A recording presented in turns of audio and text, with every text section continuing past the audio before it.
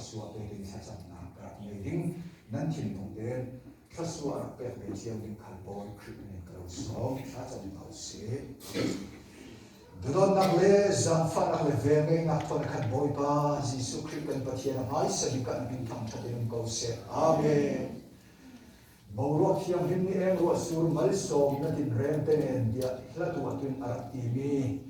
boy pa pathian atak ramin chau ma tu le pham ma tu in si he mirum oil ni fasu atak kan si abasung loi ta em Jesu dudon nak chen ni nei le hallelujah boy pa Kalung oi tuk chi na ke na long ne long na tho sal nia Jonathan nu le pa te in sum sam mal som bil ra fasu an pe ni anau bil ra pathum na asini ena boy te yang khal na kut sun a lok dia chimin aplan te na chan tha in be ruanga hallelujah boy pa na en athar in lung oi tu simin na nim kan lo tham that amen boy pa December ni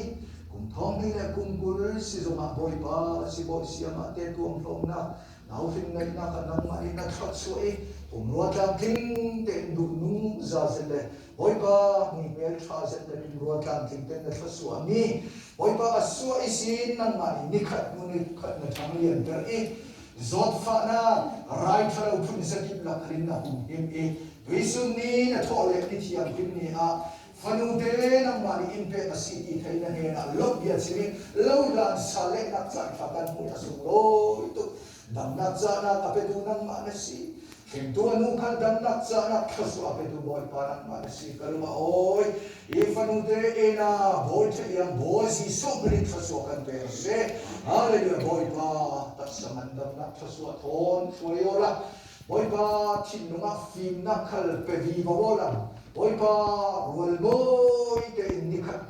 in hung thang lian vi bau in zui a thang lian na chu boy pa nang mai faswana asi te kin nu le pa ni na thu le na ai an fa an chom an sim an zir na dinga kai khuai chiam na fin na ma te ki zui zir na le kai khuai na tan a du nung za in fan te cha hung thang lian ni nu le pa mi mai changa ter tu in sung sang u le lok ter tu Kri fagu haka nang mai that nak rawpit nak thuang sok tu din pun dia nang mai hi fanung te he na thaswa za thon khoi vi bau tham ko e fanung te ruanga Jonathan nu le pa te in sung sanga kum thong ni le kum pure duan khata thaswa maksa nang marami nun thuthuk le tak sadani mare som khal an chau tek da lo mi tiang chau tek mu nga sok nak rangi na thaswa si ham se tia bo ji so rin thaswa hal pia na kuda kalau si wapatian nak kalau mo kham sakin bupen sakin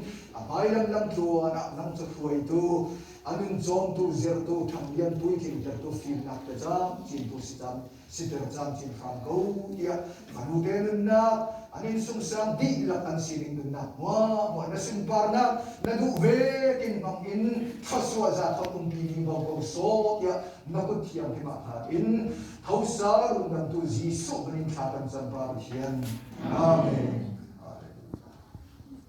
Zapai be nak ikan nok